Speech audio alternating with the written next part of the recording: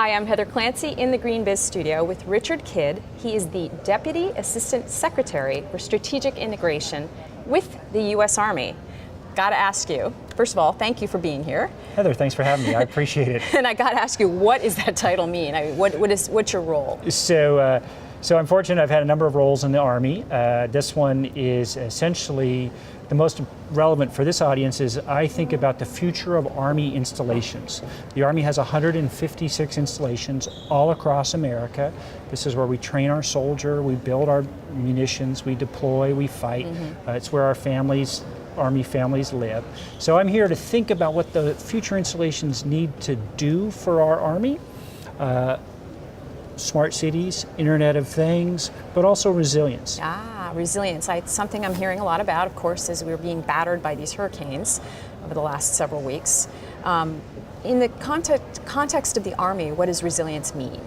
Well, I think resilience is the ability to continue to perform the mission of that installation in the face of threats, whether they're weather-driven threats, or frankly, we have to be, in the Army, we have to be prepared for threats from potential adversaries. Right. So how much is renewable energy part of this? I know you've been very involved in that field. So, well, renewable energy is just one possible component of resilience. So the Army has had great success partnering with utilities and with private industry to bring renewable energy on our installations. But in the past, we've always said there's got to be an energy security component. It's taken us a few years to understand how to do that. But going forward, we have a great project in Hawaii and a range of other projects where we've partnered with utilities and with merchant power providers.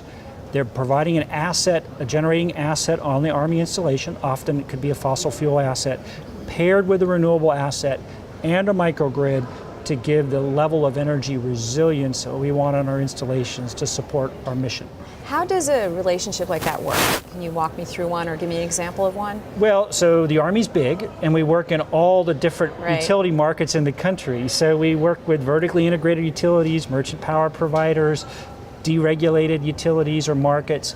So basically, though, it's developing a value proposition that all the parties want to come to. And if there's a public-private partnership, the project has to be financeable at the end of the day. So generally what the Army does is we offer land, we offer a long-term contract, a power purchase agreement.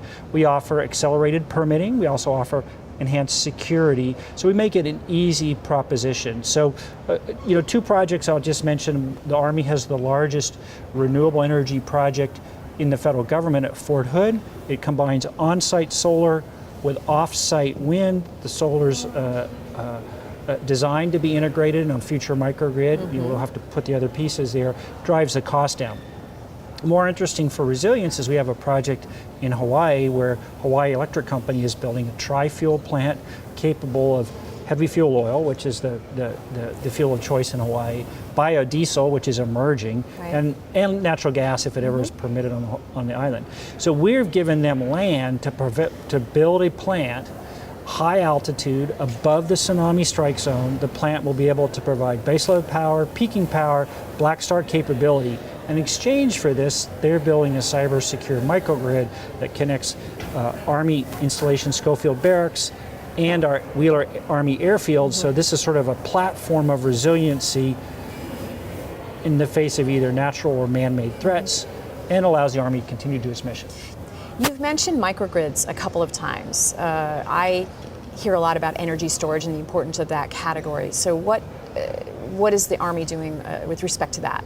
So whenever we talk about the military and technology, we have to understand that the military's investments in technology, again, are driven by our mission. The Army was, in fact, an early adopter of tactical microgrids in Afghanistan, where we deployed battery systems, power control units, and solar panels that also allowed the typical tactical generator to plug in and be managed.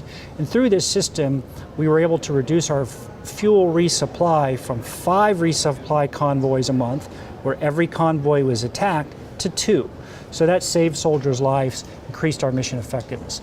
Here on our installation side, we are looking at power storage as just another component of resilience, all right? You need multiple redundant systems, so it's not all solar panels or all combined heat power turbines, but it's a blending of different systems that really gives you the resiliency you want. So we've got a project, it's out for public notice. We're looking for we're adding a battery solution in Huntsville, Alabama, for a microgrid along a key set of buildings.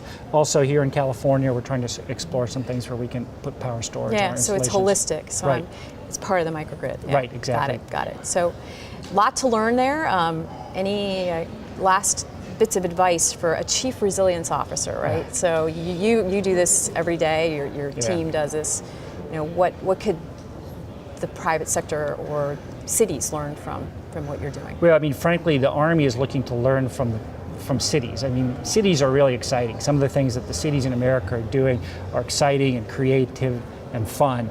And we're looking at that, and we want to make sure our Army installations provide public goods and services to our soldiers that are commensurate and equal to the same sort of smart city goods and services they've gotten at their towns that they came from. But I guess one takeaway, though, for the military in particular, is security has to be a consideration from the very beginning. So the best Internet of Things product that doesn't have cybersecurity built into it from the start is probably something the Army and, frankly, most of the federal government is not interested in. Right.